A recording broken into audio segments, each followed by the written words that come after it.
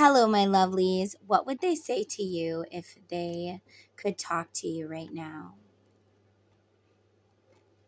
They would say, I have thought a lot about our situation and everything that happened between us.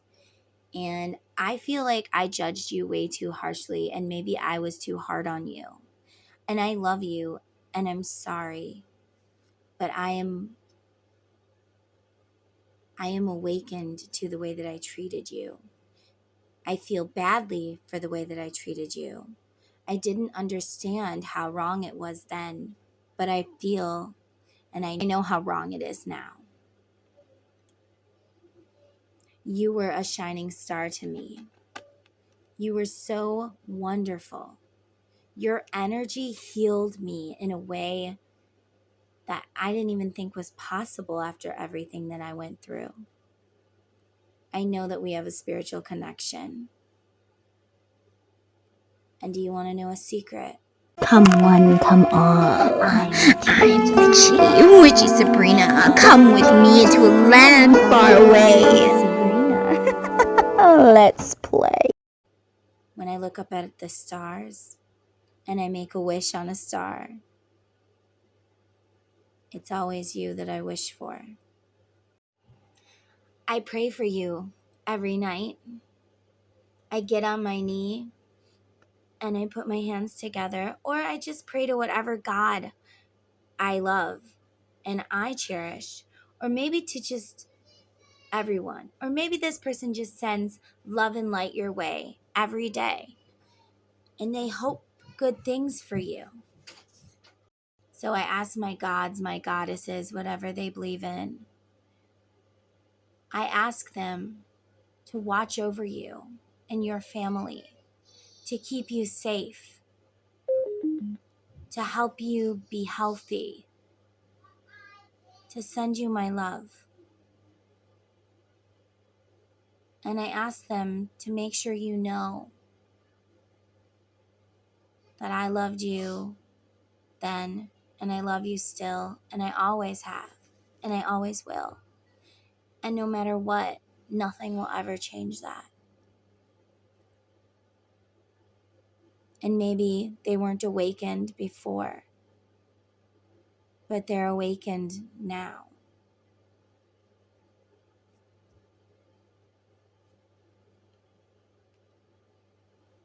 They want you to know that they want to overcome this addiction. They are detaching from something or someone.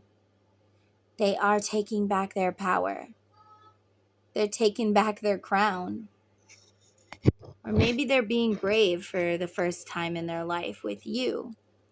Maybe you hid your relationship for so long and never told anyone, and you never did.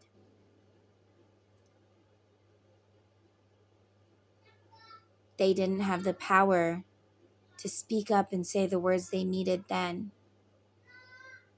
They hid your guys' love.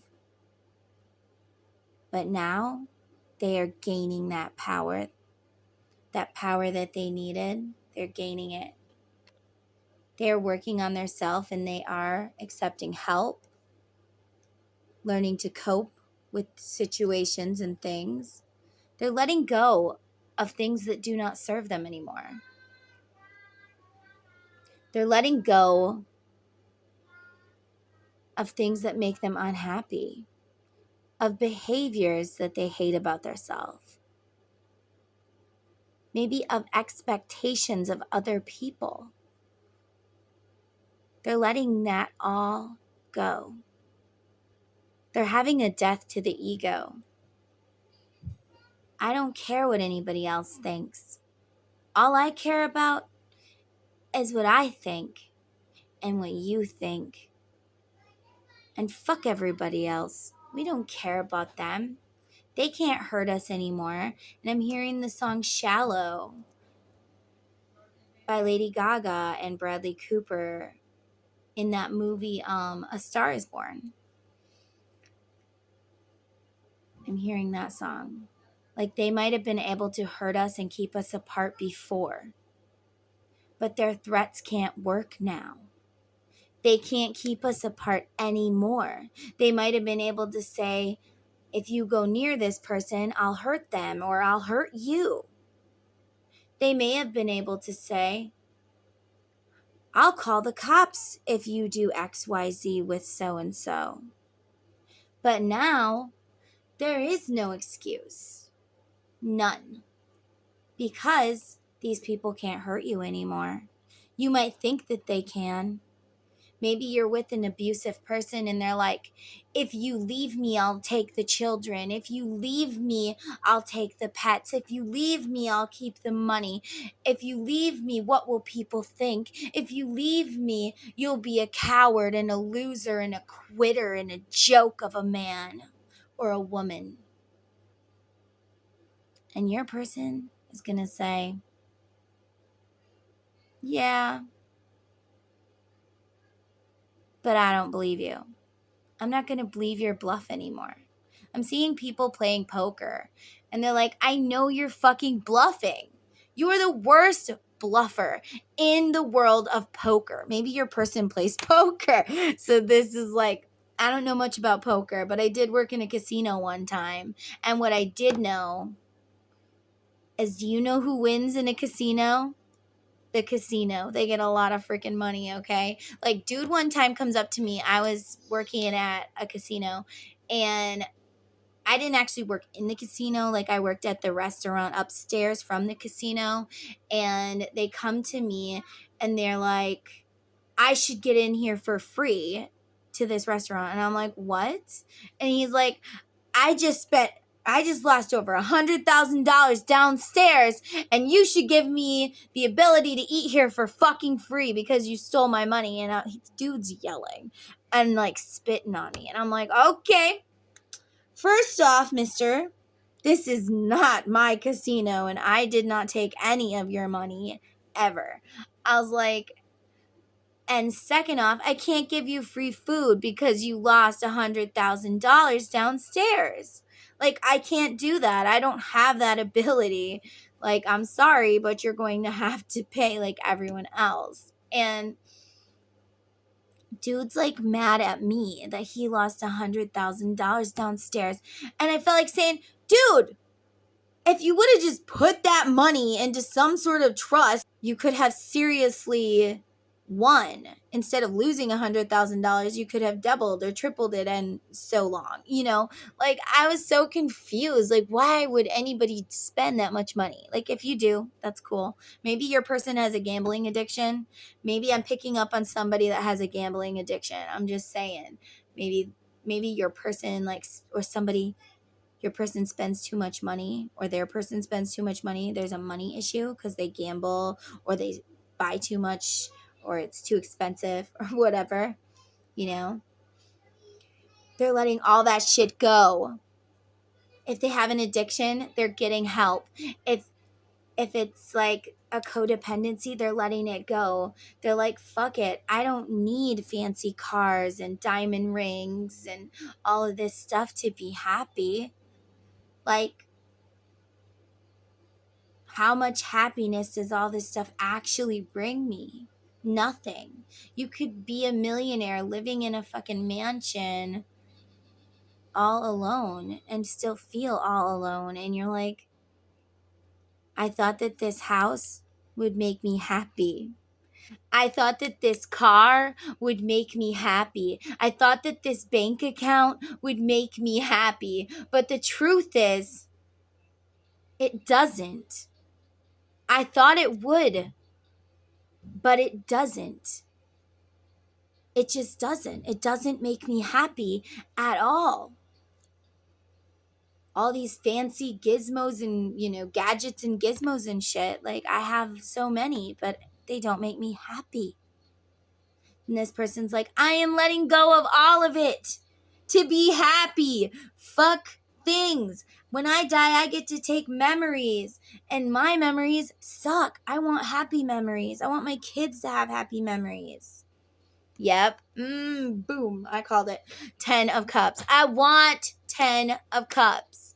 What is 10 of Cups, Sabrina? Well, my darlings, 10 of Cups is the most happiest card in the tarot.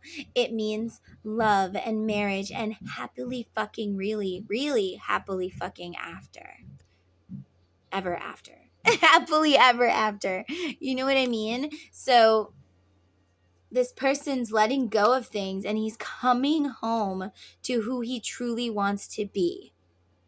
He's coming home to the person he really is. He's like, I'm not going to hide behind a mask anymore.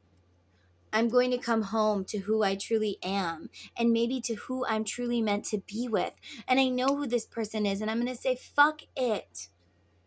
When I die, I want to say I died happily. Maybe this person had a life or death like situation happen to them, or they're going to. And in those moments when they feel like they're going to die, they will see what is important. They will see what they wished they could have had. It may just be a dream. It doesn't have to be a life or death situation. But I've had one of those. When my second husband choked me and like I almost bled to death on my son's bedroom floor, I remember seeing this light. And I was really weak. And I was just thinking about all the things that aren't important. And then somehow, like, I don't know what it was called, but when he punched me in the eye, like broke my sinuses or something. And the doctor said he's seen people bleed out in minutes from this. And somehow my body closed itself up, like the Lord or whatever, you know, whatever God I believe in or the universe. They're like, no, it's not your time. We're going to close that up so you don't bleed to death. But I'm not going to lie, I did get weak. And it was scary, and there was blood everywhere. And I am the kind of person that does not like the sight of blood. No, I don't like blood, especially my own. But I also don't like my kids' blood. Like, I don't like blood. Just no, thank you. Anyways, how did we get on this subject? Oh, yes. That's right. Your person might have a life or death experience. That's what it is. All right. So it could just be a dream, a really life-altering dream, but something's going to happen to your person. They're going to realize something, you know, and then everything's going to click. It just is. They're going to realize they want 10 of Cups with you. 6 of Pentacles. I'm tired of giving to others. I give and I give and I give and I give and I give and I give and I get nothing in return. I'm tired of being unhappy. I give all my love. I give all my money. I give all of my this and I give all of my that, my time, my honor. You know, maybe they've been faithful to this person for years and this person's been off screwing everybody else and their mama or their daddy, you know? Or maybe this person gives away all of their money. Like, let's donate to this charity and that charity, or let's go gamble here and gamble there. We did see a gambling addiction, or a spending addiction. But this person's like, I'm tired of this. I don't want to just empty my cup into somebody. I want to pour into their cup, and I want them to pour back into my cup, and I want it to be the most beautiful love exchange ever. I want to know when I look in their eyes that they're looking in mine, and they're seeing me as the world, their wish come true, just like I am seeing them that way. They want to have a love that's not ordinary. They want to have a love that is so extraordinary that it changes the world of love. Something so beautiful and so amazing that it could be written in a book or made into a movie, you know? They would also tell you, I'm sorry that I deceived you. I'm sorry I lied to you. I'm sorry I hid from you. I'm sorry I made you hide our love from everyone. Or I didn't show you the love that you deserved. I'm sorry that the true love that you gave to me, you poured your 10 of cups into me. And I didn't pour my 10 of cups back into you. I only drained yours. And I hurt you. And I'm sorry. They would say, I've been thinking about that a lot. I'm sorry I deceived you. I'm sorry I lied to you. Whatever's hidden, they would tell you the truth. I always loved you. I didn't mean to lie to you. I'm sorry for lying to you. I'm sorry for whatever they did to this. I deceived you. I lied to you. I stole from you. I cheated on you. Whatever I did to you, I really am sorry. I have seen the light. I really am sorry for everything that I did to you. Maybe I made you hide our love. Maybe I made love to you over and over again, but would never admit to the world that you were mine. Maybe I did these things. Or whatever it is they did. They've been thinking about it. I feel like they had to also go through it. They had to be with somebody else that did to them what they did to you, so that when you two can be together, when you finally come together, they already know what they did to you and they know how it feels, and they would never do that again. They had to feel that shit. And they had to learn how it feels to be sorry. So your person is sorry for whatever it is that they did to you.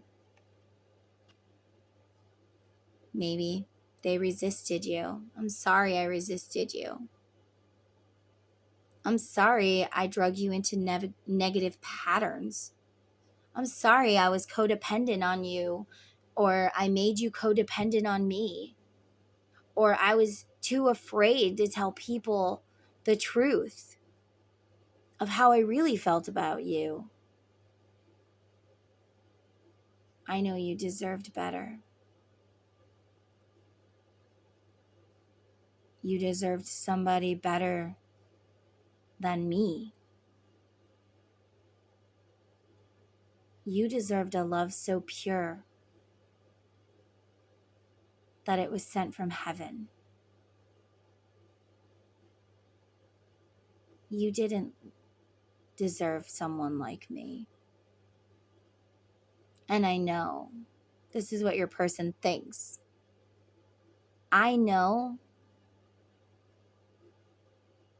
that if you had a chance right now to choose me the way I never chose you, you would probably pick somebody else.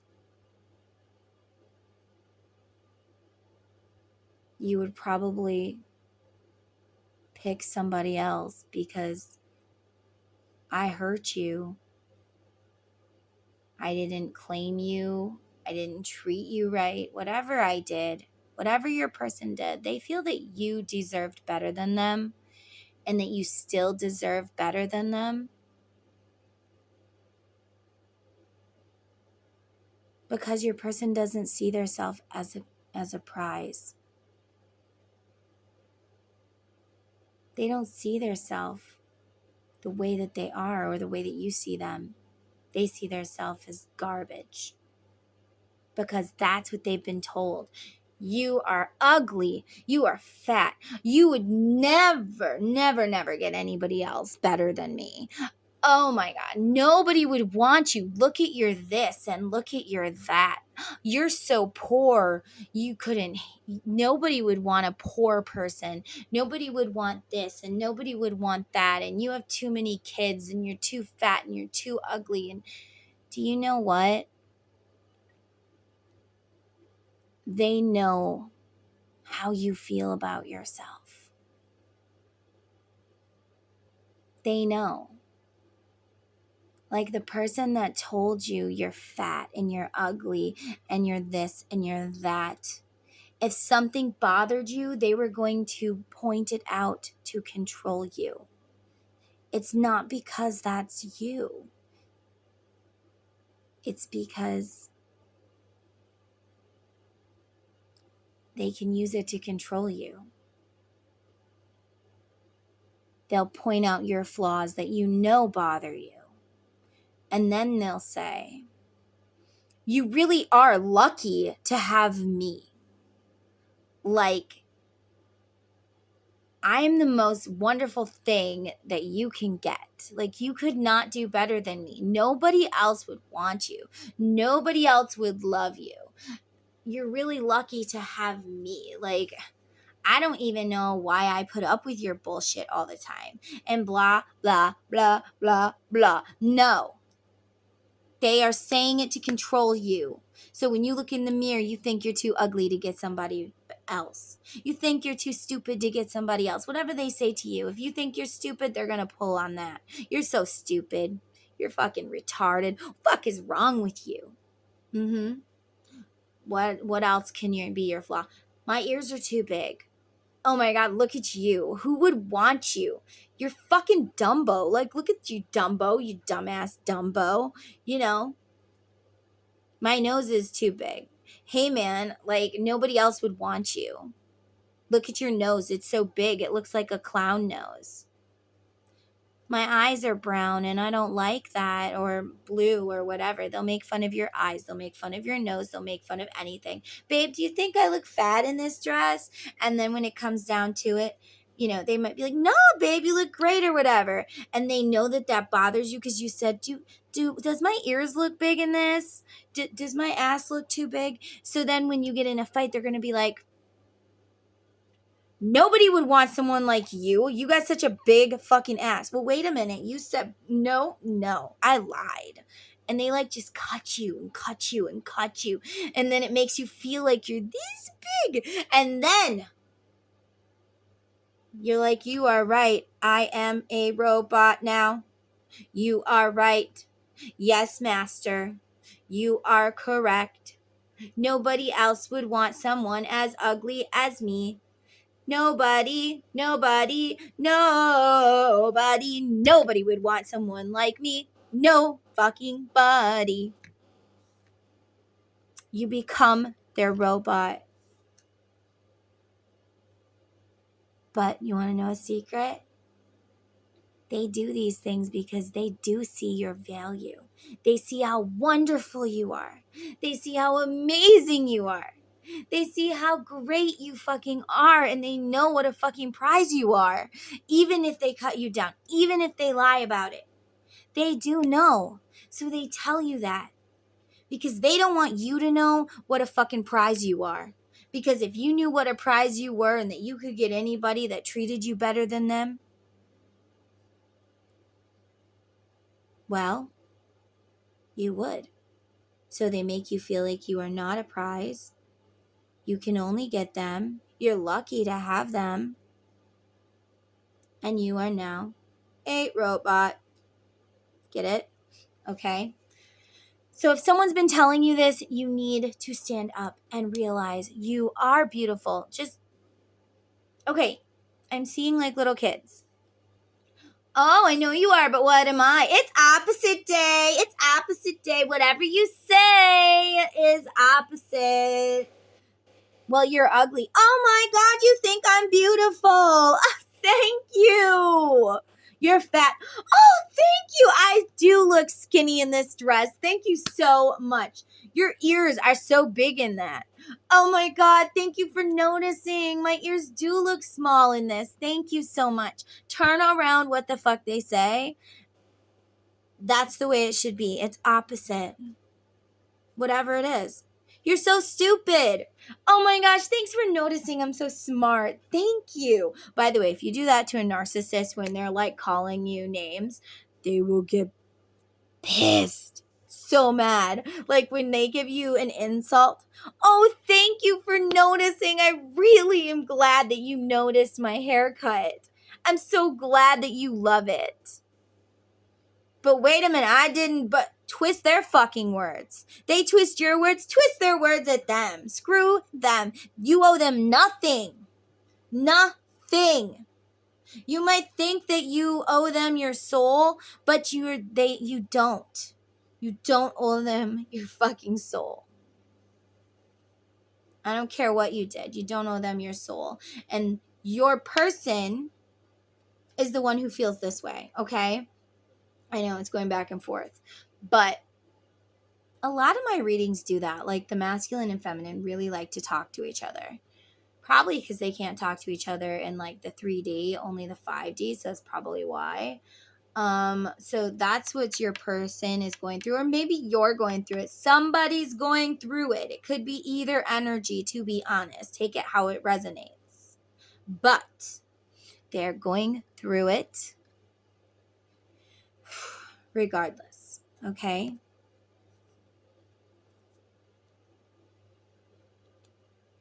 Maybe now you know why they don't contact you, because they don't feel like a prize. See, Two of Swords. They refuse to see themselves that way. They refuse to see what a prize they are. Because their karmic's been sitting there saying to them how ugly they are. And let me tell you, that shit hurts. It really hurts.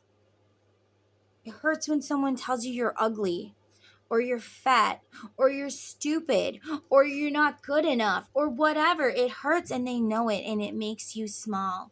So rise above it. Be bigger. Your energy is bigger than theirs. That's why they have to dim your light. Get it? Your person was refusing to see these things. But if they could talk to you right now, they would tell you, I have seen the light. And I know the way. And I'm taking off my mask. And I'm clearing out this negative shit. And I am working on it. The Fool. I would love to have a new beginning with you. And I feel like a new beginning with you is coming. And I welcome this change. And I tell God or my universe or whatever I believe in,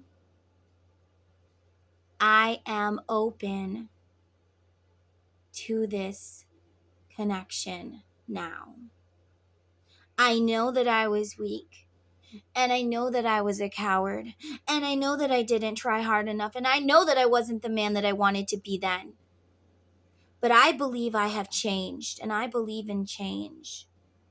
And now I welcome this connection that I pushed away years ago, or months ago, or whatever it is. I welcome this connection now with open arms. And I am so happy to have this chance. Like, they are manifesting you. They are praying, they are manifesting whatever it is they believe in. They are trying to pull you to them, to pull you closer. They're trying to pull you closer. Are you seeing their name everywhere? Feminine, are you seeing the masculine's name everywhere? Are you seeing 1111? Are you seeing 1156? Because 56 is also 11. Numbers that add up to fucking 11. Are you seeing 11, 11, 11, 11, 8, 8, 8, 4, 4, 4, 2, 2, 2? because they are thinking about you extensively, like constantly. They're constantly thinking about you. And this is going to drive them to make this change. Change is coming. It's on its way. Whoa. This person wants to have it all with you. They want to marry you. They want to have babies with you. They want to be your man. They want to show the world that they love you. They don't want to hold back anymore. They want to provide for you. They want to take care of you. They want to wash your hair for you. They want to do all these things for you. They want to satisfy you sexually. I'm also seeing babies. They want babies. They want to, if they have a family, they want to blend families and maybe make more babies. They want to get married and they want to have it all. And they believe that it's possible.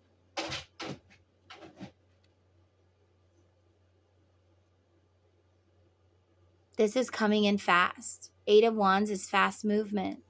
This person is like, I'm free. I'm free, and I'm just trying to figure out how to come sweep you off your feet. Sorry, guys. Rose wants to come in. Come on, Rose. Rose. Come on. All right, go lay down. Go lay down, Rosie. Rosalina. Go lay down. Thank you. Sorry, guys. That's weird. Rosie wanted in here. Like, they are free, and they are thinking about how to come in and, like,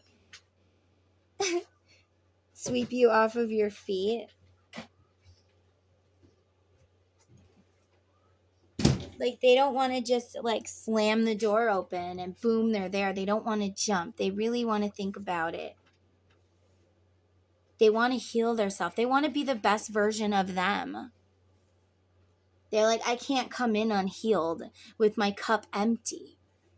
I have to come in healed with my cup full, ready to pour into you and ready to receive you pouring into me the way that it was before, the way that it can be again. I am ready. I'm hearing that song. It's called Colorblind. I am ready. Your person is ready. I am ready. They are just figuring out the last step of how to approach you. They're like, which way do we go? This person's a planner. Like a planner. Like when something has to happen. I'm seeing like army guys in a war. And the one person is like, all right, you guys go this way and you guys go that way. And this is the way we're going to do it. And then we're going to meet up here or what the hell ever it is. This person's a planner. Or maybe they give direction, you know. You do it this way. You have to do it this way and this way and this way and this way, you know. This person isn't a jumper. They're a planner. They're like, if I jump in, I might get attacked. I might fail. I might not fly. Like, I have to plan it. I have to have plan A and plan B. And I'm seeing Plankton from SpongeBob. Like, dude's always coming up with plan A and B and C and D and F and Z and Z2 and whatever, you know? This person doesn't like to jump without knowing that they will succeed. They just don't.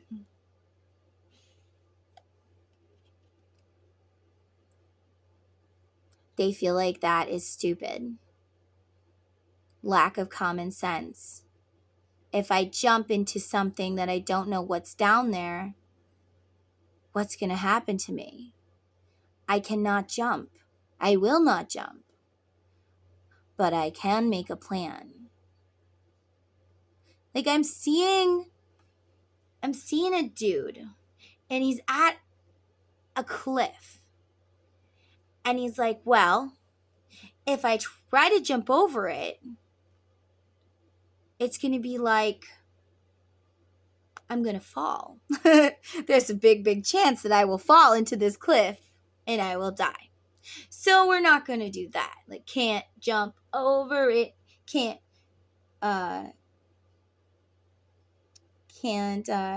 go around it. You know, like that one song little kids sing about the bear in the woods. Anyways, so this person's at a cliff and they can't jump over it. They can't go around it. They have to go through it, but how? How the fuck do I get my ass from here to there? And then I'm seeing this person building a bridge little by little. Somehow they're building a bridge from the top. I don't know. They're working on a bridge. So your person is a planner. They're not going to jump unless they know there is a good result. They are building a bridge to get to you. They will not fly in. They will not swim in. I mean, I am also seeing like somebody parachuting in.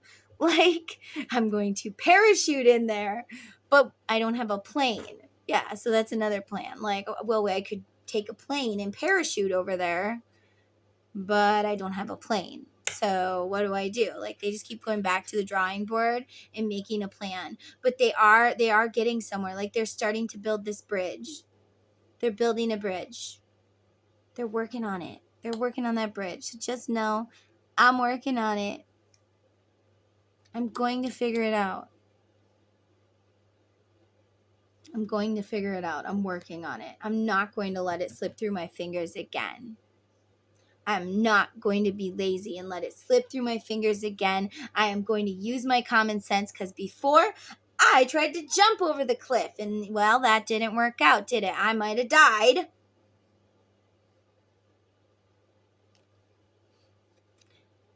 I'm kind of seeing Jumanji, like the new Jumanji with The Rock, the really, the good one.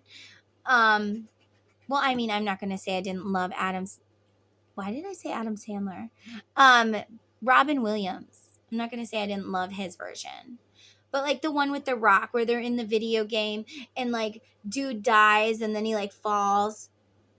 So I'm kind of feeling that. like there's going to be a death and a rebirth. Wow. Like you guys are going on to your next life. Like if it was a video game and okay, we lost this one. And then God is going to put you all back right where you should be together. He's going to bring you back together. He's going to bring you together. Yeah, that's too close. He's going to bring you back together as if you were restarting the game. As if you were restarting, a new level or something like that. Like you guys are changing levels. You're going up a level. So let this person build their bridge. I know it's taking forever, but they're just making sure that not only they are safe, but you are safe and everyone involved is safe and good. This person is a protector. They would protect you. They would protect you if they needed to. Like, if there was somebody breaking in the house, they would protect you. They would hide you. They would defend you. They would shoot somebody for you. So let them build their bridge. This is for the good of all. Wow. And I'm going to go make sure my doors are locked, guys, because my kids like to open them sometimes, and, I just got to make sure. Okay, my doors are locked. I just had to make sure. This person would also tell you that they're very sorry they took you for granted. They were holding on to a lot of stress. This person's very sorry for whatever it is they did. So much sadness. Look at the blue and the purple. It's very sad. Can I have this chicken? They're very, very sad. But I do feel like they are going to come in soon. You know, they're just thinking about how to do it now. I feel like it's on the last finishing touches. And this guy, I'm hearing like, you know, on Santa Claus where he's like, we're making a list. We're checking it twice. Gonna find out who's naughty and nice. I hope that's not a sign that this person will come back for Christmas. Like, I don't know, maybe next Christmas y'all are going to be spending it together. That'll be so cute. Wouldn't that be awesome? But I don't know. Like they have to build this bridge. They have to check it twice. You know, I'm hearing my dad measure twice, cut once. So they're taking their sweet time because they're doing something special. Okay? So it's a good thing. It's a good thing. You don't want the foundation to crack and to break, do you? Let them build their foundation. That's what they're doing. It might look like they're being lazy or having poor judgment, lack of success, but the truth is they're building. And every lack of success is an option to learn from it. Every failure is a learn, you know? We learn by failing. If we never failed, we would never try hard enough, you know? Like when I made my tarot deck here, I think I had it shipped to me like 3 times. And I found little errors in it that I didn't like. And my mom still has the original one. Like she's so proud of it. Like it was a little art project or whatever. Anyway, but yeah. And I just kept sending it back until I thought it was perfect. And look at how well it is now. I love it now. And a lot of people love it now. Like, people love this deck. And if you saw the original, like, it was a mess. Actually, if you want to see the original, you could go back to, like, my first videos. When I first started making videos, I used it then. And it was terrible. But every mistake led me to the perfection. So your person is like, I know I'm looking like I'm not doing anything. I know I'm looking like I'm not making anything work here. I know I look like I'm having poor judgment, but I'm not. I am working on the foundation so that when we build a home on this foundation, it will not crack. It will not break. It will be indestructible. It will be indestructible.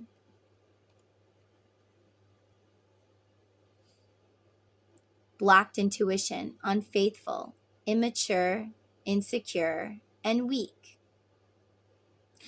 And this card is from one of my other decks because I lost this card, so I took it out of the other one, and that's why it looks like that. But my finished one, it's all the right way. See what I'm talking about? An imperfection in this card taught me to do it again. Do it again. Do it again. Every failure is a win. So yeah, it's funny because I misplaced this card and I put it with this one because I still keep my imperfections, of course. And it's a good thing because then I have a spare, right? So yeah, I mean, it's a good thing. Every fail is a win if you look at it the right way. Okay, so this person just doesn't want to be blocked from you anymore. If they were unfaithful, they're sorry about that. They are ready to have this commitment now. They're ready to be a team player now. They are ready. Just let them finish building their little bridge. And then they will come. They will come with the sun. They may have children, so just be prepared for that. They may have children of their own. And maybe they're worried that you don't want a blended family, or you don't want to be a part of their child's life. But that's what they want. They want a beautiful blended family, and maybe even make that family bigger, you know?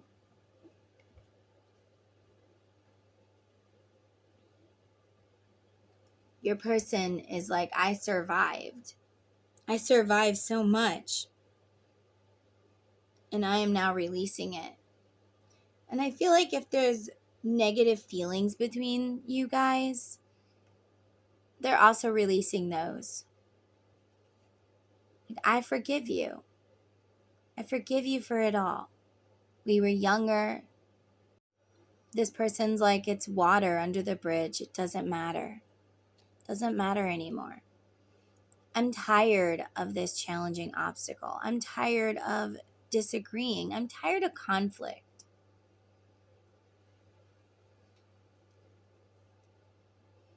This person has also went through a lot of challenging obstacles themselves. A lot of conflict and disagreements, but it's only made them stronger. They are still thinking about how to go about contacting you. And here, I also feel like they are getting into a better mind space, you know? Like their thoughts of themselves are changing. They are loving themselves now. Because they feel that only if their cup is full of love and overflowing like this beautiful cup, only then can they love you properly. And only then are they deserving of your love. Because in the past, they didn't fight for you. They didn't do right by you. And they have learned from that mistake. They are going to come for one last battle. They're like, I am going to try again. I am going to come and I am going to fight and I am going to win this time. And if I don't, at least I can tell myself that I tried. At least on my deathbed, I'm not going to be like, I wish I had done this. I really regret not doing that. This time, this person's going to come in ready to fight, ready to stand, ready to do whatever they have to do to win your heart and to succeed at this. So they're saying, I won't make the wrong decision again. In the past, I lacked the ability to see the right decision, the right way. And I don't lack that anymore. And I won't make the wrong decisions again.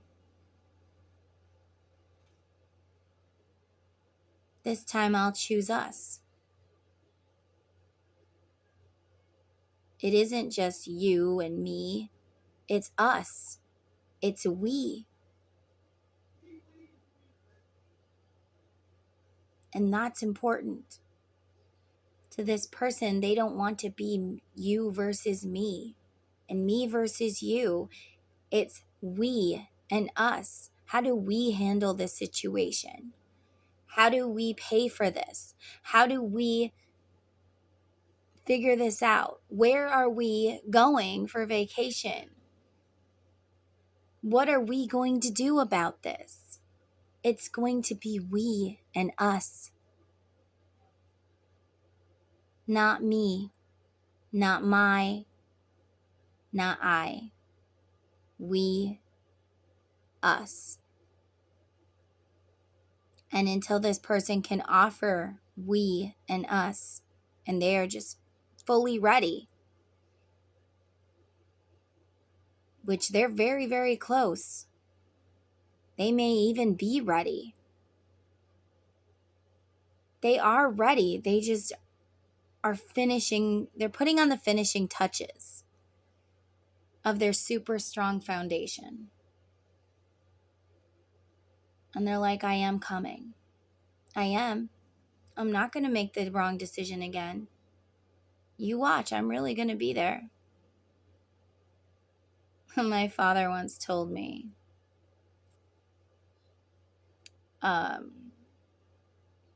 he told me my twin flame is never coming. He's never coming. And I needed to get it out of my head.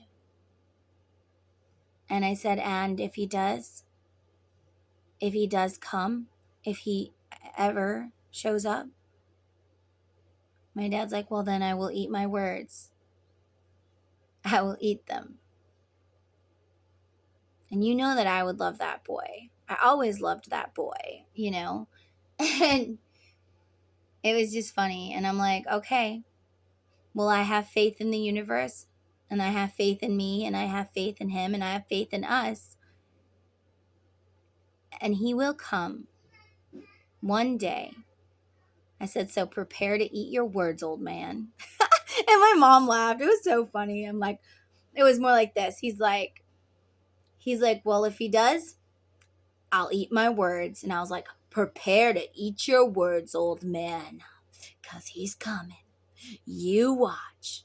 And your person's coming too.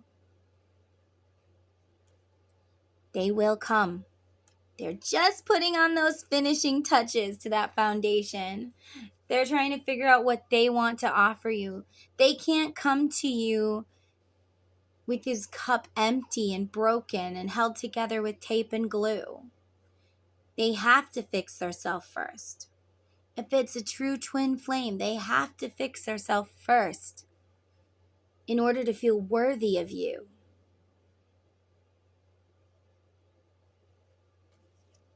Okay. Otherwise, everything will head for failure. Everything will be out of control. There will be no flow in the river. I'm seeing a beaver. And that's weird. My kid wore a shirt the other day that had a beaver on it. Yesterday. It was yesterday. I'm seeing a beaver, and the male beaver, and he's going up to their little beaver dam and taking the sticks and the mud and whatever and smacking it down with the tail. Okay, I've never actually seen a beaver. I've only seen it on Winnie the Pooh when I was growing up. So that's what I'm seeing, like the little beaver on Winnie the Pooh, and how he's like packing it in there with mud. You know, it's got to be the perfect dam. I got to be my perfect self. It's got to be perfect in order for me to give it to you. Like, I can't give you this unless it's perfect. So that's what they're doing now. They're ready, but they are perfections. I'm sorry, there are imperfections, and they are trying to fix them. They want it to be perfect. They want it to be perfect. Otherwise, they feel it will fail. And what we think about and we believe comes true. If we say, I am a failure, I look in the mirror and I say, I am a failure every day, that is what the universe will give me. Okay, Sabrina, you want to fail, here you go. But if I look in the mirror every day and I say, I am a winner. Okay, Sabrina, you want to be a winner, here you go. I am beautiful, here you go. If I sit in there and I say, I am ugly, then I am. We are what we believe we are, and your person is learning this. They also worry about money. They're trying to grow their money before they come to you. They feel that that's important. But do you know why they feel that money is so important? It's not because they're greedy. And like I said, somebody's excessively spending. I don't know if it's your masculine or your masculine's karmic or maybe somebody else, but somebody excessively spends or gambles or has some sort of addiction, okay? And they are leaving that behind. They're like, this person has spent all of my money and I have to grow my bank account before I can come to you. There's his beaver dam. I have to have a big, beautiful dam to show to you. I'm going to open my wallet and I'm going to show you dollar bills. And I'm going to show you this magnificent wallet. But when he opens his wallet and he shows you, he's like, look, my love, I have all of this money. This will make us happy. She's going to laugh at him. She's going to close his wallet. She's going to say, put that thing away, because money doesn't buy love. I loved you when you were nothing. I loved you when you were nobody in the world. You didn't have money. You didn't need money because you had a soul that burns so brightly when I look in your eyes. And I've never seen anyone like that before. I've never seen it ever again. You don't need money to make me happy. We need love. And we need faith. And we need each other. And we need to know how to love. Because you could have so much money. You could be Scrooge McDuck, right? Fucking swimming in your money. And what did Scrooge do? What did Scrooge do on the Christmas one? His love comes and he's counting all his money. And he hurts her because he thinks that money's the most important thing in the universe. And she's like, I never wanted your money. I only wanted your love. I wanted your time. I wanted you to hold me and hug me and make love to me. I didn't care about money. I never cared about money. As long as we have a home that we can be a family in and that has love, that's all I care, you know? They're on so many different perspectives. Masculine is thinking money. She wants money. She wants money. She wants money. Money's important. Money's important. Money is important. And then I'm hearing on the feminine side, money is the root to all evil. Money. People kill for money.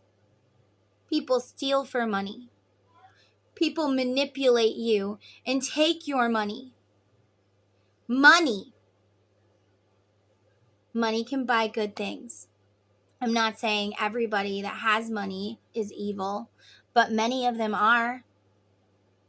What kind of things do they pay for? And you could be the richest person in the world and still the loneliest, the saddest. Look at Robin Williams. He was a millionaire. He was so funny. He could make anybody laugh. He was an amazing, amazing actor. But he felt alone. He would say things like, it's worse to feel alone with people all around you than it is to feel alone when you're sitting alone in your peace. And I feel that. I feel it.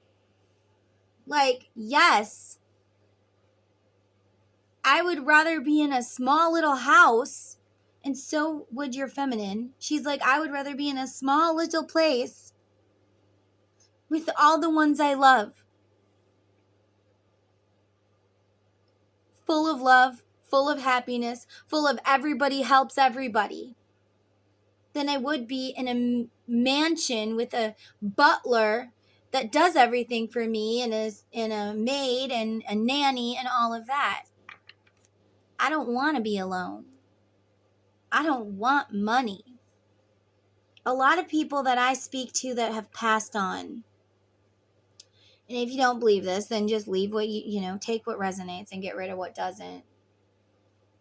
But a lot of them tell me that they wish they made more memories because they didn't get to take that big house that they worked so hard for.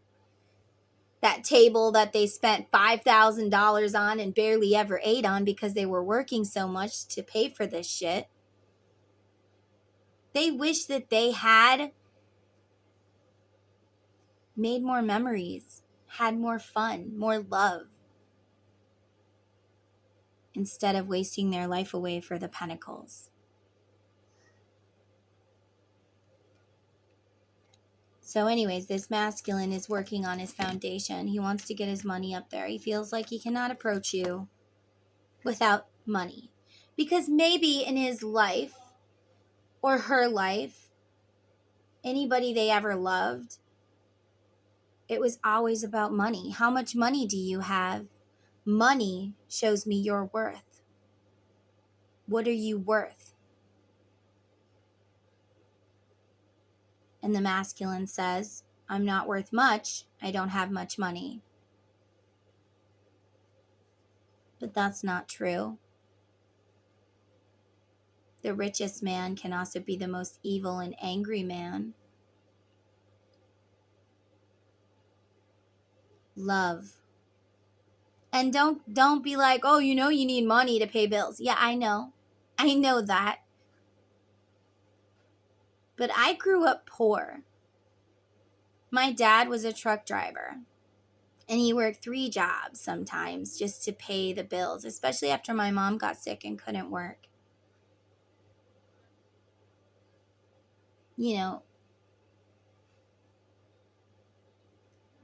I would have rather had him home more often, playing with me instead of working so much. Like, my dad was my best friend and we'd sit there and we'd play all the time. But then he got 2 more jobs because my mom was sick and we had this super big house that he was paying for. It was a really nice, beautiful house. I'm not going to lie. It was big and it was pretty and it was great. Except for the fact that my dad had to work himself to death to live there. And the kids at school were mean. I didn't really have any friends. So I didn't have my dad anymore either because he was working so much and I felt abandoned. And then we moved to a trailer park. We moved to a trailer park instead of that big giant house with all that land. And that was my favorite place we ever been. We moved around a lot, but that was my favorite place we ever been. I went from having no friends to having quite a few, at least a lot for me. I wasn't super popular or anything, but for me, I think I had 10 friends or something. And,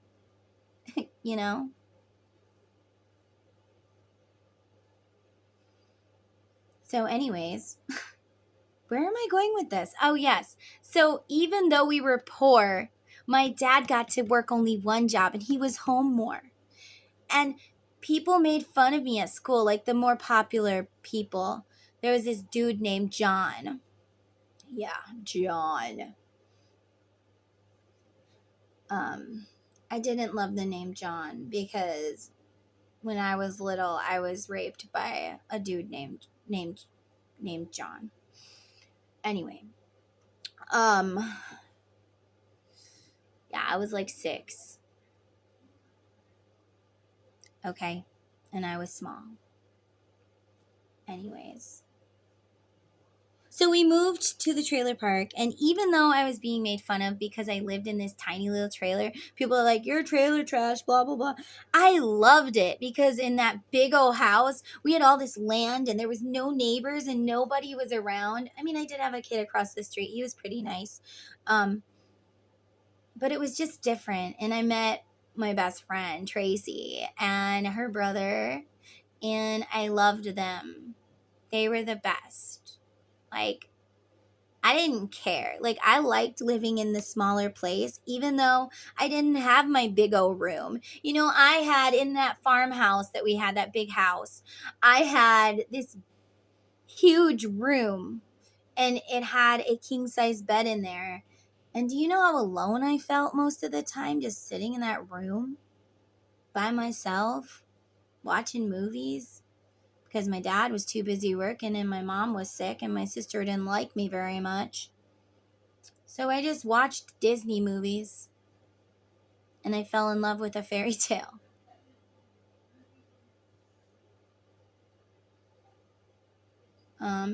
Anyway. So I'm just saying, like, you can live in this big house and have all these nice things, but they're not going to make you feel happy. They're not going to make you feel loved. Like someone who, in a smaller home, my dad could wrap his arms around me again and tell me he loved me.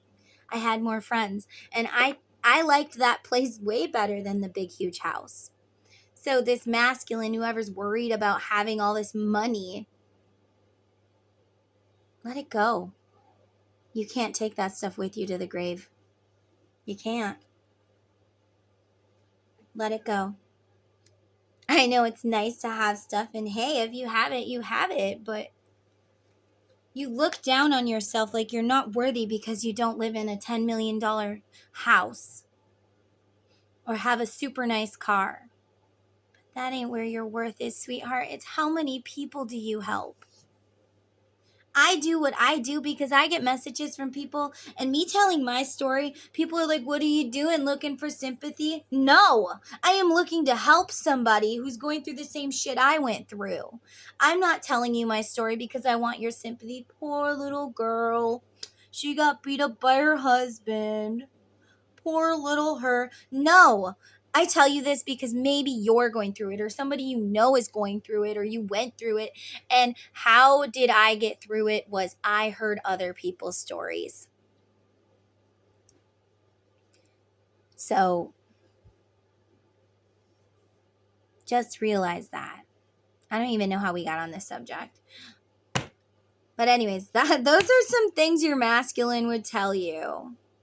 And masculine, if you're really worried about money, if you think she won't love you if you don't have any money, you're wrong.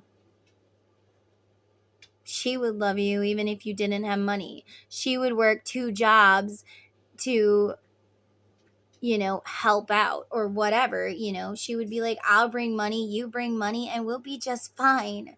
I can live with just fine. It doesn't bother me if it's just fine. She doesn't care as much about money as you do. You look at yourself as unworthy because you don't have money, but she looks at you as a king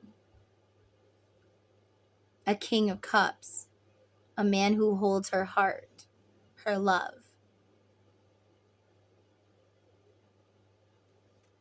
One more.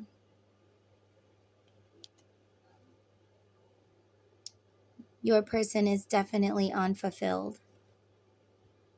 They're also sorry for what they did to you. They see you as their empress now. They're like, you always were my twin flame. You always were my empress. I recognized you from the beginning. The first time we locked eyes, I said, wow, you look familiar. And you said I did too. And I still think about that because that was twin flame sign number 1, recognition. And we don't know why we recognize each other, but we just do. And it's like we knew each other our whole lives.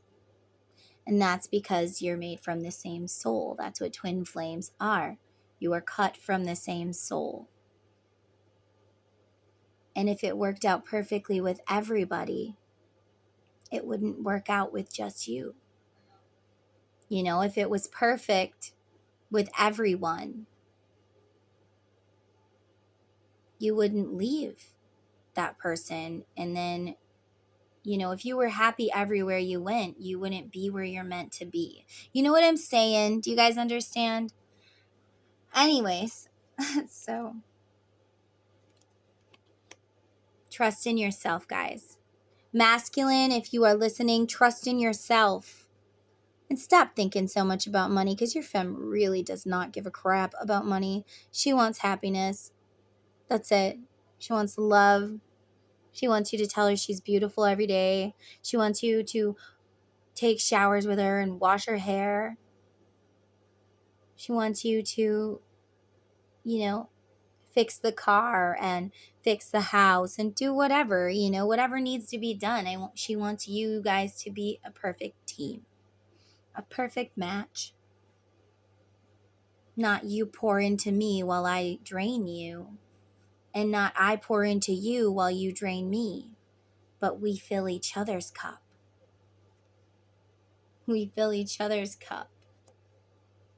We manifest together. We fight battles together. Maybe you're going through something. Maybe you're going through a divorce or something, and you feel like you have no one that you can talk to. And you feel embarrassed to contact this feminine. You're like, what would they think of me? Whatever it is, you're like, I have issues. Well, maybe this person knows about it. Maybe they've been through it. If you're going through a divorce, maybe this person's been divorced too, or a breakup, or a custody battle, or whatever it is you're going through. Your person's like, I've already went through it. You could talk to me about it. I wouldn't tell anybody what you say to me. I've already been there. I could help you. I could help you figure it out. I could be a shoulder to cry on if I don't understand and I haven't been through it. I could be a shoulder to cry on. I could give you advice. I could be your friend. Maybe you feel like you don't have anyone that you can actually trust or talk to. And your person's like, I feel like you're worthy. With or without money, I feel that you're worthy. As long as you have done work on yourself and you have healed and you are an okay person, you're not bringing me narcissistic energy and just coming to drain my cup, then everything would work. 7 of Pentacles, hard work pays off. Light at the end of the tunnel, relationship improving, hardships improve. Masculine's like, if I don't bring money, we're going to have a hardship. And feminine's like, we can make money together. We can figure it out together. We can start a fucking YouTube channel about our twin flame love and just sit back and work at home and, make money together or whatever. We can figure it out together. And he's like, no, I must do it on my own. And she's like, but why? Why do you want to do it on your own? Why? Like, why can't you just let me help you? Why can't you just open up and understand I'm not the person that's going to judge you? That's everybody else. I'm not the person who's not going to love you for who you are. That's everybody else.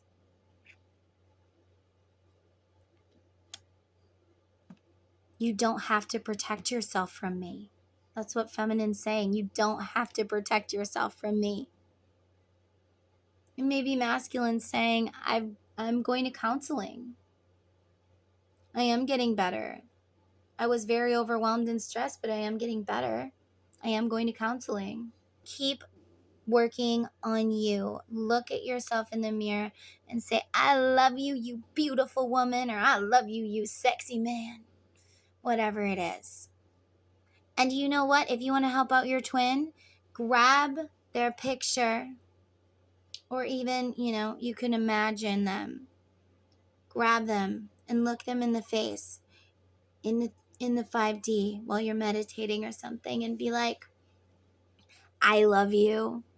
I love you. I love you. I love you. Because if we're sending bad words like, I hate you, how dare you not come, blah, blah, blah, blah, just all these negative words, fuck you, screw you, why wasn't I, yes, they feel that. They feel that when you're throwing, okay, imagine your masculine or, your feminine, whatever, is climbing up a mountain and you're at the top already. When you say, fuck you, masculine, fuck you, how dare you hurt me like that? It's like we're throwing rocks So they're trying to climb and we're throwing rocks at them. So instead, grab them in your vision or grab their picture and tell them, I love you. And imagine it going into their ear. They can hear it. I love you. And say their name, maybe even their full name. I love you, person. You know? I love you. I love you. I love you. I wish the best for you. I hope that you can rise above. Send all these good things. You are strong. I love you. You got this. You have it in the bag. Stop being scared. I'm sending you love and light. I am raising you up. I am trying. Send them love. Send them words in their ear of encouragement. Because when you throw little rocks at them while they're trying to climb up, they're going to fall. And it's going to take them even longer. When you're saying, fuck you, masculine, he gets that energetically and he feels like a goblin just gobbled him up. Like, what the fuck was that? I got that negative energy again. Oh, your feminine sent it. She said, fuck you, but please hurry up and come see me. Well, great. Now that I have to figure out how to move this rock off of myself, that's another obstacle I'm going to have to deal with before I can ever come see you. So let's build them up. Build them up. I love you, so-and-so. I love you. Kiss that picture. Kiss them in your vision. They may feel it. When you guys get back together, you can be like, did you ever feel your lips tingle? That was me. Did you ever get horny out of nowhere? That was me. I sent that to you. Anyways. Send them love. Send them light. Send them healing. Send them encouragement. Send them what you would want them to say to you. If you know their situation, send them that. I love you and I hope the best for you. I hope that you can find the courage and the strength that you need. I'm sending you courage and strength.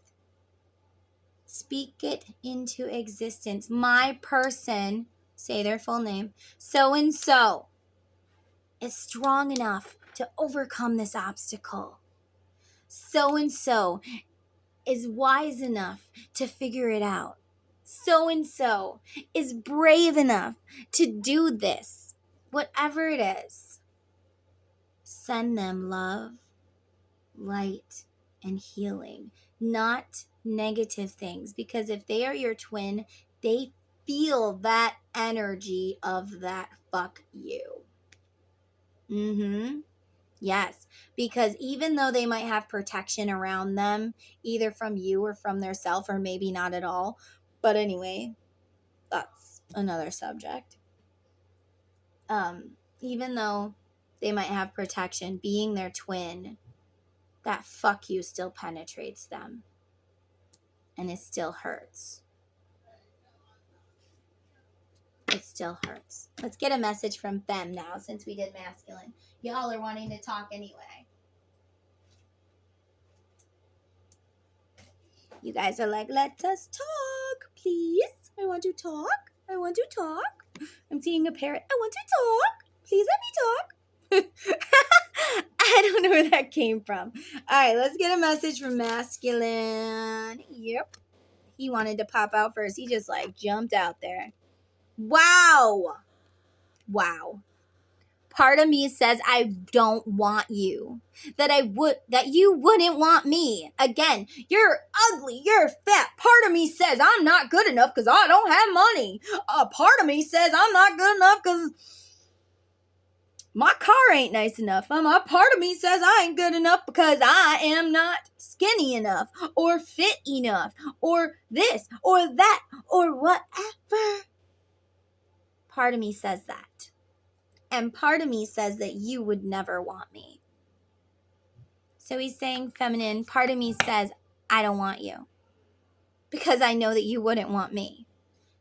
Because I'm so broken and I'm held together with tape and glue from the things that this person did to me and the things that this person said to me. You have no clue how terrible they have been to me. It's been like living with the devil. See? They hit me, maybe. They swore at me. They threw negative words at me. They shamed me. They told me what I can do and what I can't do. I know it wouldn't be that way with you. But I'm so broken and I feel so low about myself that I can't handle it. I can't do it. You would never want me with my beer belly. And if you feel that way, you're wrong. She would still want you. But if you feel that way, then get up and go to the gym or, just start eating healthier or whatever you can do to make yourself a better man for her. She doesn't care about money. She wants you to be healthy and happy and loving and you. She wants you to be you, not this fake person that you've been pretending to be, but the real you.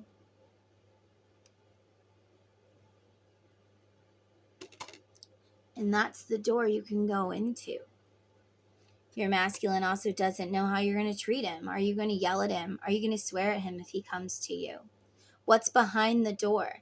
Is it cupcakes and rainbows? Is it spiders in the spider web? Is it lions? Is it tigers? Is it bears? I don't know where I got that from. But anyways, they're like, if I show up and are you going to be my wife one day? Do I still have that chance? I know you wanted to marry me in the past, or you wanted this, or you wanted this to work in the past, and I wouldn't. But I'm ready now, and if I came to you, would you still love me? Would you still love me, femme? If I came to you today and I said, will you marry me? I was stupid for not marrying you. Would you love me?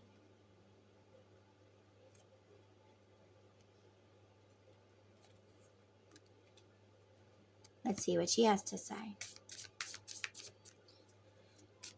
Okay, femme, it's your turn to speak, love. It's your turn to speak. Wow. Why couldn't you tell me how you felt? So if you come to her and you are trying to talk to her, she's going to be like, why? Why couldn't you tell me how you felt? I know you loved me, but you hid it so well. Why didn't you trust me? Why did you make me the villain? Why did you hide from our love? Why did you hide our love from others? Why did you make love to me and then leave me? Make love to me and say, I love you, but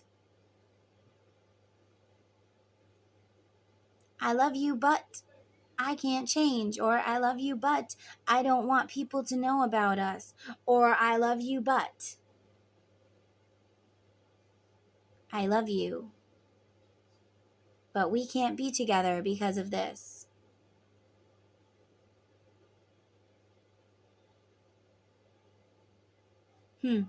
She would want to know why you did these things, how you truly felt. She would want answers. She's not looking for money. She's looking for answers.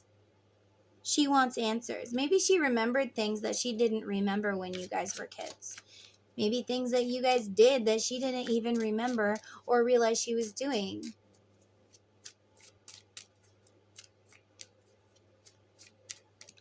Well, for someone anyways. Maybe you were kids together. Or maybe it's just when you were younger. Okay. So she's like, why? Why did you do these things? Why did you make me the villain? Was I really that awful?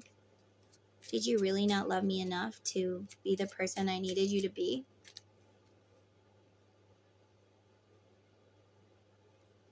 Masculine says, I was never really ready for your bright light then. But baby, I'm ready for it now. See, we got more. I am ready. I am ready. I am ready. I am. We got more. Wow. Masculine also says, I couldn't tell you how I felt. I had to lie. I had no choice. It was my burden to bear, not yours. You shouldn't have had to bear that burden.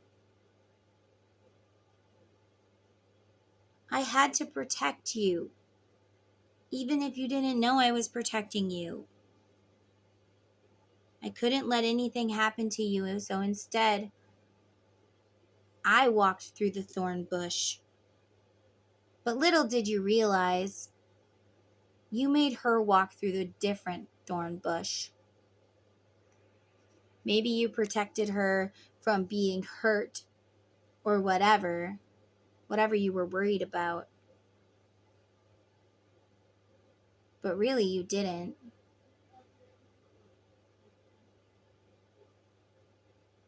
And you hurt her too. But it all had to happen that way because that's how it was written in your story. That's how it had to happen, because otherwise you guys wouldn't have ended up where you are. The people that you are. You guys would have made different decisions and you wouldn't be the people who you are now. Let's get another message from Femme. This is getting heated.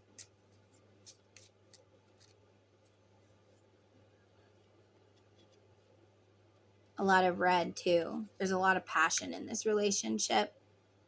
This person still finds you very sexually attractive. I will say that. Oh my God. And I'm hearing that song. Stop in the name of love before you break my heart. Think it all over. Haven't I been good to you? Think it all over. Haven't I been sweet to you? Stop. Okay. Wow. I don't know where that came from. All right. So please stop making excuses to not give contact. Every excuse is a choice that you make. Please choose better. That's what she's saying. Choose better. You think I'm worried about money or this or that, and I don't care about any of that. That shit does not matter to me. You don't understand. Being loyal and kind and sweet and helpful. Not making her mother you. Like, if the dishes are dirty, don't tell her, babe, the dishes are dirty and I need a pan to, like, kick with. And she's like, okay. I'm kind of breastfeeding the baby right now. Do you think maybe you could, I don't know, wash your own fucking pan? Oh yeah, but no, can you just do it after you're done breastfeeding the baby? She doesn't want that. She wants, hey babe, I noticed that the dishes were dirty and you didn't get to them today. Or, we didn't get to them yet. Or maybe just not that. Like, don't assume all chores are hers either. So you could just be like, hey babe, I realized that there was dishes dirty, so I did them. But then again, it would kind of seem like you were needing validation. So maybe just do the dishes and then she could notice and be like, oh my gosh, did you do the dishes? And you'd be like, yeah, awesome. Or you notice something's wrong with her car and you're like, hey babe. And you're like, yeah. So I noticed that your car needed spark plugs. So I changed those for you. Oh, that's awesome. Thank you, babe. That was so nice of you. How much do you want me to give you for the spark plugs? No, babe. I don't want your money. I just wanted to fix it because I love you, not because I wanted to get anything. Well, wait a minute. Do you want me to stop what I'm doing right now and give you sex to pay you for the spark plugs? No. I did it because I love you, not because I want something. But when you're not busy, you know, I would like to do that for sure. But not because I fixed your car, but because I love you and I want to touch you. And it just is. So, anyways, that is what she wants. She wants you, if you guys have kids together, she wants you to be a father to that child or those children. She wants you, or if she has kids, she wants you to come in and treat them like a father. Like something, maybe they've never had a real father. Someone who treated them well, you know? And maybe they need somebody to love them too. Maybe that's what she wants.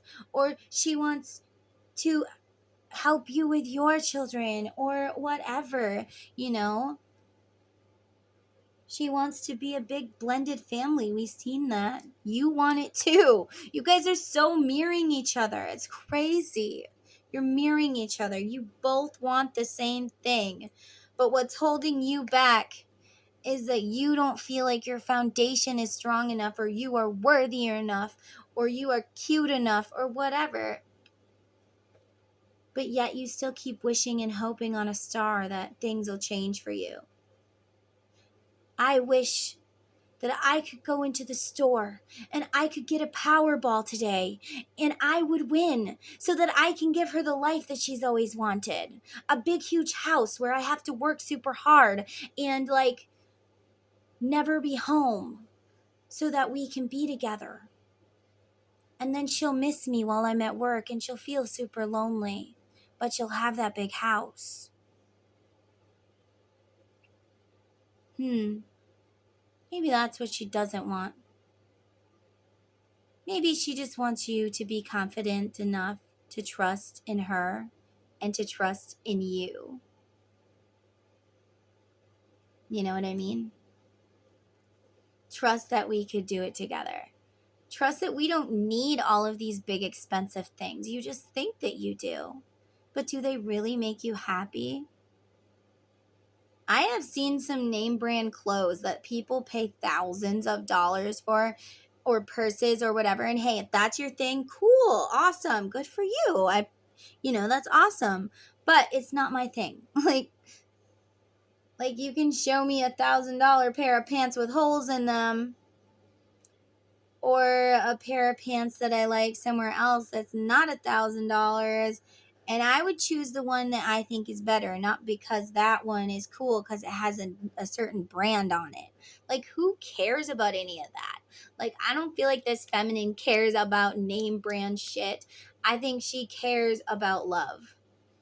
She doesn't want a giant house that she feels lonely in. She wants a house with a couch where you guys can cuddle up as a family or as a couple and just be together. And it doesn't matter if it's a 1-bedroom apartment or a freaking mansion, but she wants you. She's like, love is all we need. Everything else we can figure out. And I'm seeing Moulin Rouge. Holy crap, guys. Moulin Rouge, where he's like trying to get her to love him. And he's like, love is all you need. Love is all you need. And she's like, you foolish boy. Money is what you need. Money is what runs the world. Money, money, money. And he's like, no, all we need is love. We can figure everything else out together. Nothing's important except for our love. With our love is so powerful that we will figure it out together. Our love is so powerful that the universe has our back and won't let us fall. Our love is so powerful that it cannot be broken with any kind of sticks or stones or words. We're not broken, we're bent, and we can be fixed. With our love, it is powerful. You worry of money. I worry of love. That's the difference. Woo!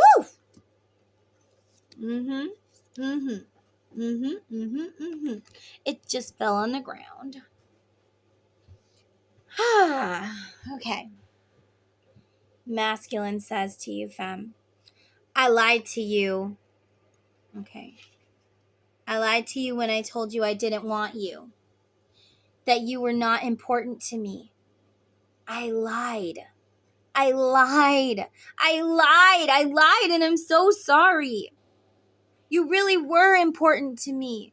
You were the most important thing to me, and I should have chose you. And I shouldn't have lied. And I shouldn't have let you leave me and be with someone else. I should have stood up. Okay, so I'm seeing some sort of masculine at a wedding. This may not be your story, but for someone, it might resonate. I'm seeing them at a wedding, watching her get married. And he wants to say something so bad when they're like, speak now or forever hold your peace. He opens his mouth and he wants to say something. But he doesn't. Because he doesn't feel worthy enough. I don't have enough money. That guy must have a lot of money. But he didn't feel like that person was worthy enough either, not for you. But he thought that you liked that person for money when really, that wasn't it at all. Maybe you just wanted to be loved out in the open, to be someone's wife instead of their little secret. That's for somebody. For another person, maybe this man's watching you date another man or watching his children call another person dad. Whatever it is. Whatever it is, they lied to you. They pretend they don't care. But they do. They did. It haunts them still. It haunts them still.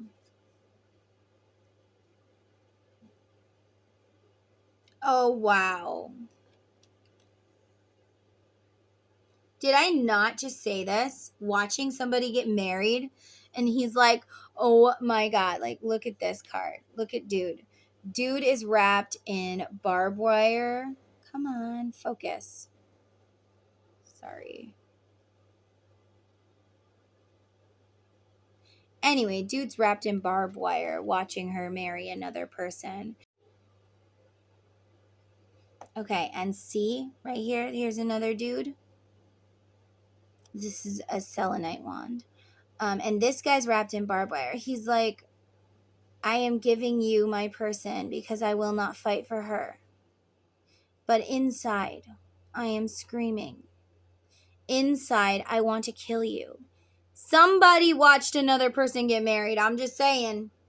They watched you marry another person, even if they weren't at your wedding. They knew you were getting married and they felt it. Or maybe they even had a dream that you got married and they felt it and it hurt them so badly. They wish they said something, but they never did.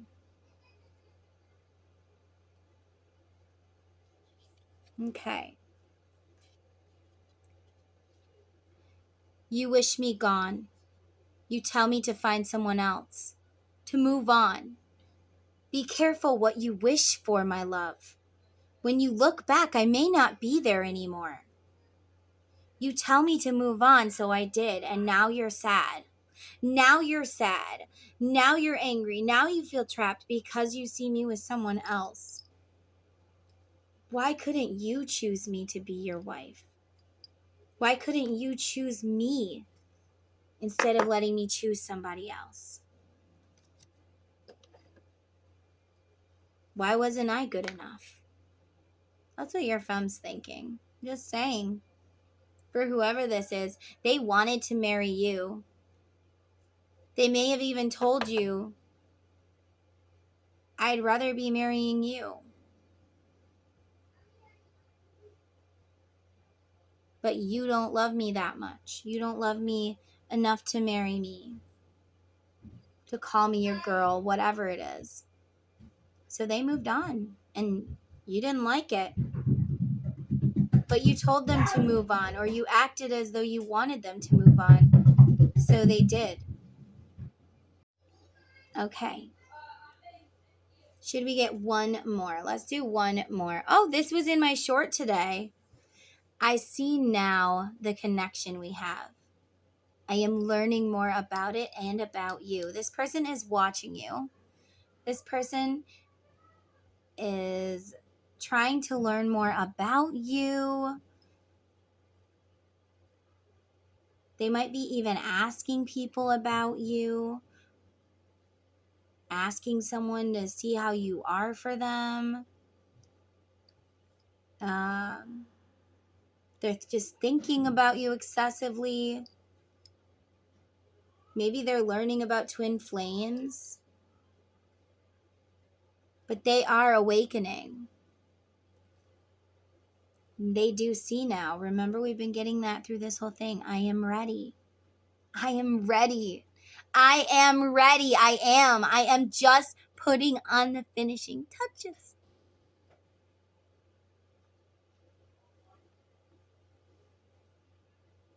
Let's get a message from another deck. Hold on, guys. I grabbed my Mystic Moon Twin Flame Messages deck. We're going to just get a little bit more before I close this. Also, guys, if you want to buy any of my decks, this one here is mine, and so is the other, the Chaser and the Runner. I have 9 decks. If you want to buy any of those, if you need a video recorded reading, like how your person feels about you, something like that. If you need me to answer one question, I have those too. You know, I have cheap readings all the way from yes, no question to just answering one question, to video readings, to channeled letters. And also, my newest thing is where you can chat with me on Instagram, Facebook, or even just typing back and forth on Etsy. And we can literally talk like for however minutes you want. Like it goes from 15 minutes to an hour. Okay. So you could get as many minutes as you want with me. And while we do that, you will ask me questions, as many questions as you can fit in your little thing. And I will answer them and we will spend time chatting back and forth. It's not going to be a phone call. It's going to be chatting back and forth. If it's on Instagram, it's going to be me mostly using the voice thing to talk to you because it's faster than typing. So, you know, just keep that in mind if you would like to get a chat session with me.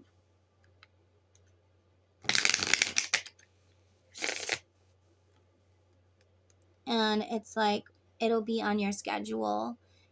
Also, like, I'm not one of those readers, like, yes, my time is valuable. But if you message me like 20 minutes before a session and you're like, hey, something happened, can I please reschedule? I am willing to do that. Okay. We can reschedule if you need to. I understand people have things come up. Just as I hope you understand, I am a mom of 5. My mother has Parkinson's disease, among other things. And, you know, sometimes I might have to reschedule. I've never had it happen yet, but just saying. So if you're interested in any of that, just go to my Etsy store. Okay, so let's get into this. Give me a message, masculine, to close. Give me a message. I feel damaged, like I just can't do this. Yeah, he doesn't feel worthy because of money. Money. I'm not good enough because I don't have money. This person loves you. They love you for who you are, no matter what. As long as you're not hurting them, they will be happy. They will. And that doesn't mean like as long as you're not hitting them, they're going to be happy. Yes, that's true. But as long as you're not hurting them physically, emotionally, mentally, as long as you're pouring into their cup as they pour into yours, as long as you guys are a perfect match and a perfect team, that's the perfect foundation. You could build $1 million foundation and still it would crack. Some of these beautiful actors and singers, they have the most expensive houses, but yet their marriage still fails, doesn't it? You don't need a money foundation. You need a love foundation. You need a love foundation. Do you hear me? You need to be a perfect team. That is your foundation. If you are a perfect team, nothing can crack your foundation. Nothing. You are not damaged. Feminine, talk to the masculine.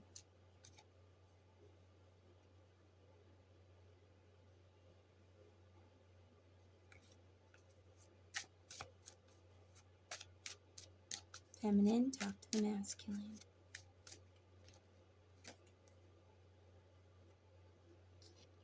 She wants you to know I'm in a much better headspace now. Maybe I was a little weird back then, but I'm in a much better headspace now.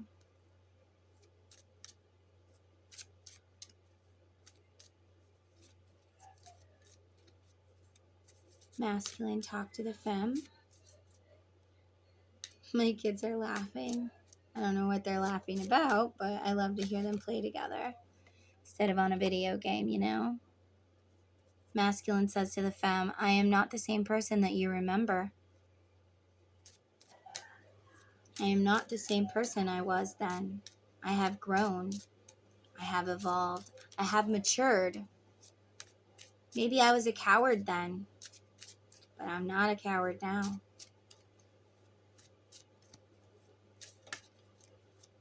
I am changing. Feminine says, no, I'm sorry. Masculine says, if I knew then what I know now, I would have made different choices. I feel like you're both actually saying this. Like, we both made mistakes. But if I knew then what I know now, I would have never made those mistakes. I would have never left you. I would have never hurt you like that. And I feel like you both are saying this. If I knew then what I know now, I wouldn't have done it. Wow. Like I said, you guys are mirroring each other. One more from both of you. One more.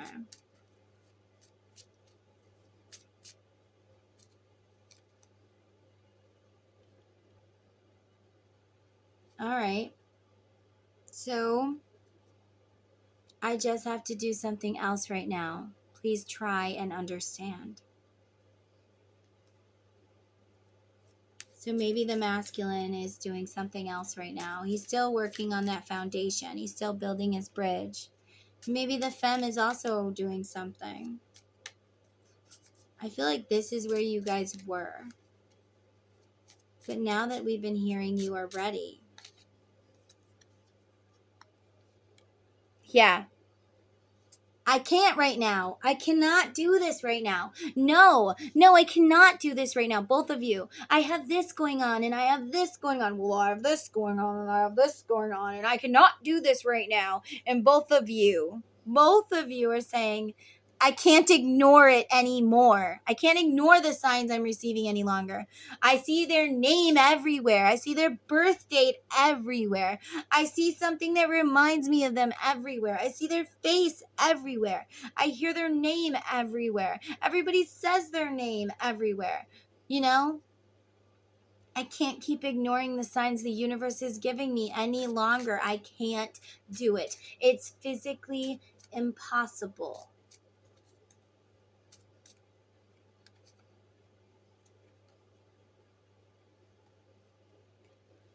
You feel like home to me. You both are like, you are my home. Not some big house. Not some stuff. But you are my home. Your soul is home to me. And you're both like, I want to go home. Yeah, yeah, I wanna go home. You both wanna go home. You both miss each other. You're both like, I don't care about anything. I just wanna go home. I just wanna go home where I belong. Yeah, yeah, home where I belong. But you're both scared. Your intensity frightens and allures me at the same time. You both have fears. Masculine, if you think this person doesn't have fears, they do. And femme, if you think he doesn't have fears, he does.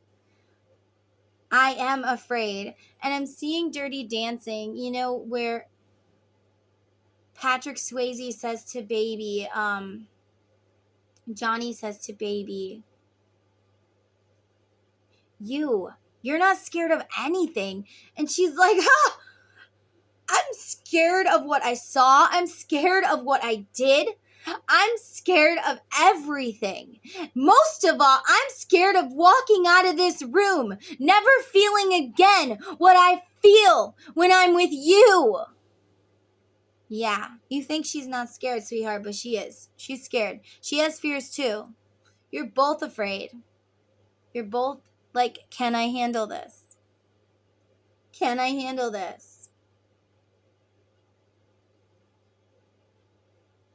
Can I handle this? Let's get a song. We gotta get a song.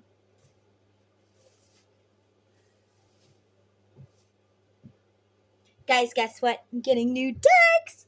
Yep, Mystic Moon's deck. It's so cool. I think it's Divine Masculine Tarot and Erotic Activations. I had a hard time choosing. I love all of her decks, you know, but I obviously wouldn't have picked the ones that I already own. But I love, love, love her deck. She's so amazing. She's my favorite reader. If you've never watched hers, she's so good. Like, I love her. I try to watch all of her videos. But anyways, I had a hard time choosing, but I thought the Erotic Activation would go really good with my sex deck, you know? All right. So anyways, and she really likes my lyric deck, which is this one we're going into now, and my naughty deck. So yeah, you guys should check her out. She's a really, really, really great reader. I love her. All right, let's get a song now. Give me a song, give me a song, give me a song, please. Give me a song, please. Okay, we're gonna do two. We're gonna get a song from the masculine to the feminine. Let's move this stuff. All right. Masculine to the femme.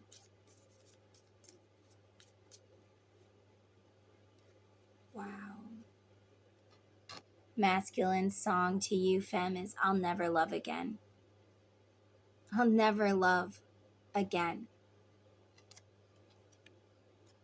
Well, first let's look at the picture. I feel like I have been stuck on a deserted island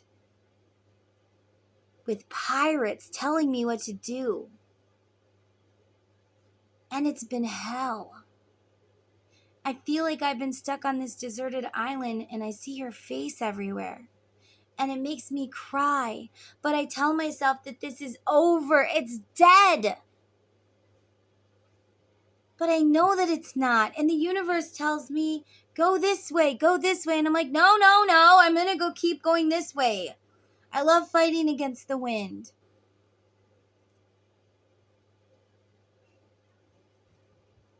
Now let's look at the words.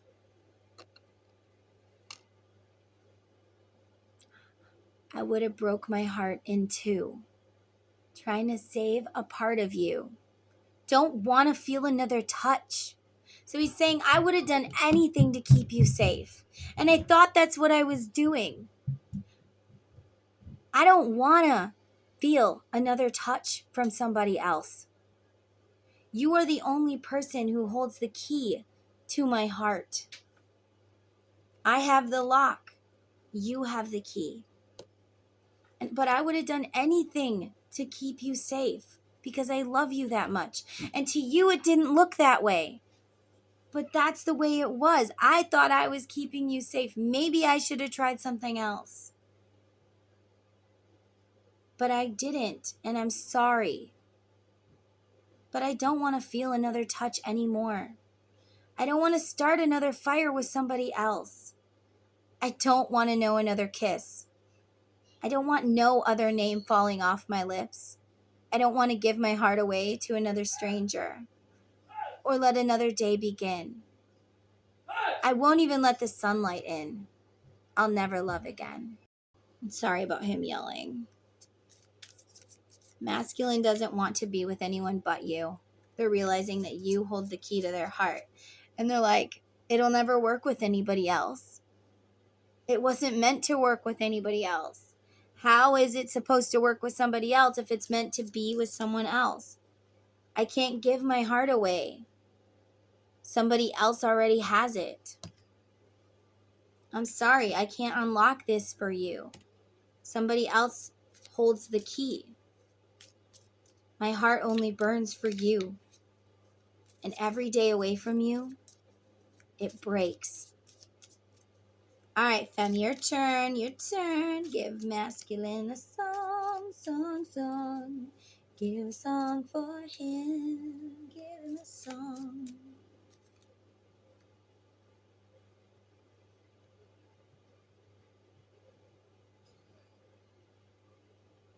Okay. We have Geek in the Pink by Jason Mraz. So femme's like, I don't care. I don't care what you look like. You could be wearing a pink tuxedo in the middle of a black room where everybody else is wearing black. In a dark room or a light room or whatever. Or while everyone else is wearing purple, you could be wearing pink and I would still love you. I don't give a shit about anything else. You might look at yourself like you're a geek, but I look at you like you're way more than a geek. And if you are a geek, you're my geek, and I still want to claim you. You are my twin. You are my masculine, and I still want to claim you as mine. I love you so much. Please let me be yours. Please stop running. That's what she's saying to you, masculine. She says, I don't care what you might think of me. So it's more like, I don't care what other people think. They can vibe without my energy if that's how they feel. You shouldn't care what other people think either. Because if they love you for you no matter what. And they can vibe without you. If you want, I could be the one to take you home. I could rock you the night alone. And if we never get down, it wouldn't be a letdown. If we never have the money or this or that, it wouldn't be a letdown. Because sugar, don't forget what you already know. And that's that I love you. I love you for you. I don't care what clothes you wear, what car you drive, how much money's in your bank account. I don't care what you weigh. I don't care about any of that. I love you for you, and I always will. And that's just how it is. Like, I will always love you for you. No matter what. Forever. Wow. So masculine, you should listen to the Geek in the Pink, and feminine, I'll never love again. Let's get one for their connection, spirit. One for the connection. A song for the connection. Song for the connection. Whoa. I Told You So by Randy Travis and Carrie Underwood.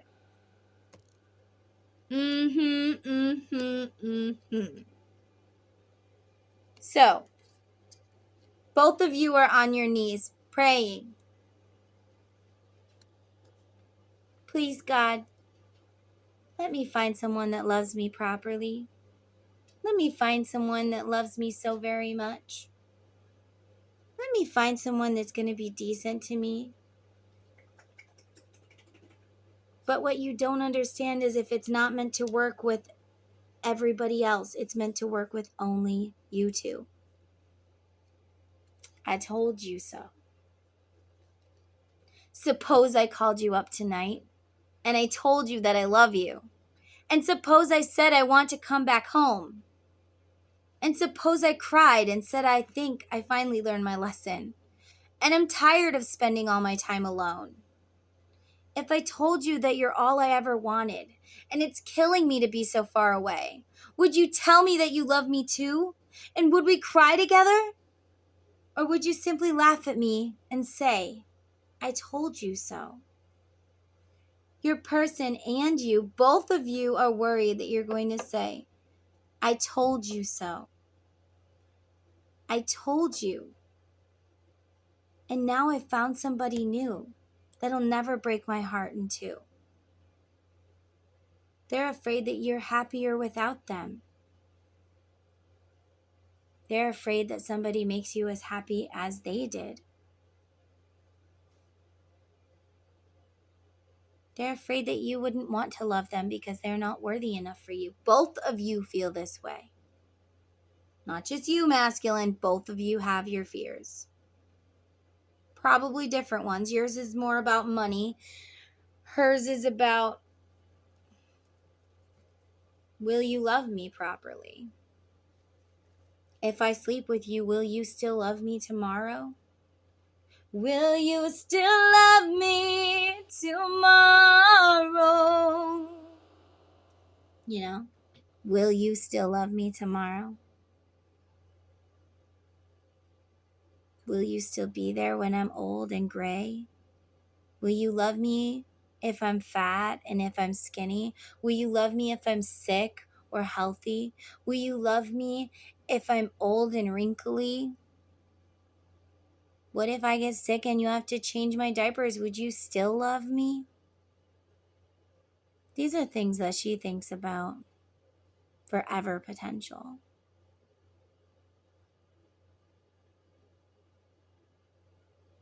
All right, guys, that's beautiful. I love it. So if you guys are new here, thank you so much for joining in to our beautiful reading.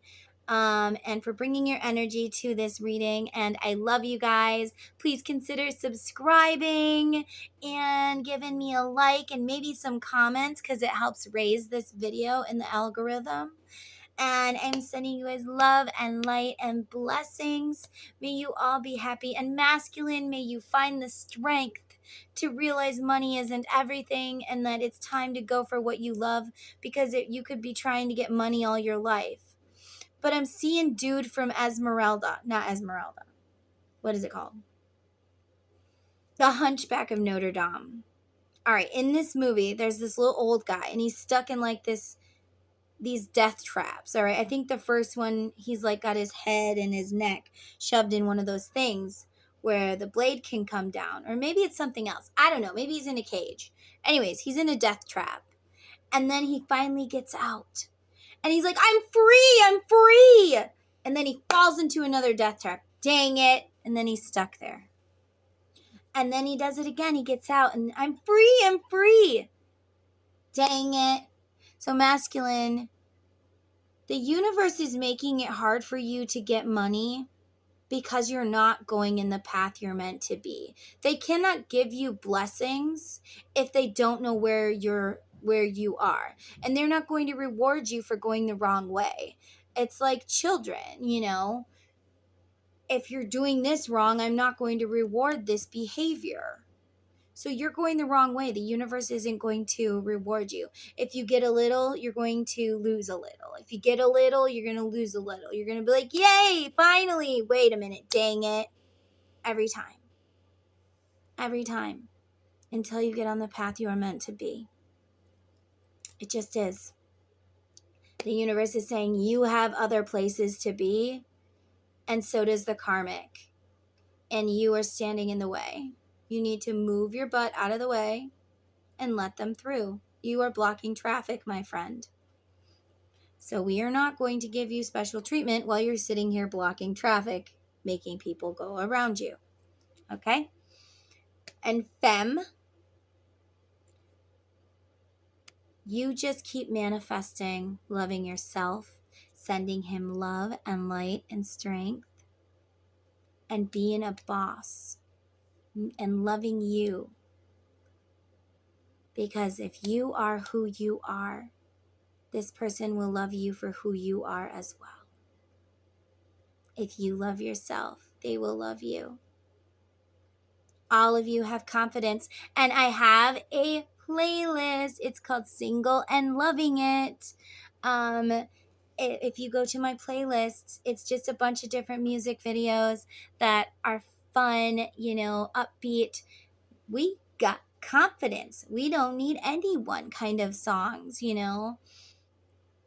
Anyway, so you can check that out if you want to. And if you guys want a private reading, you know where to find me. Etsy.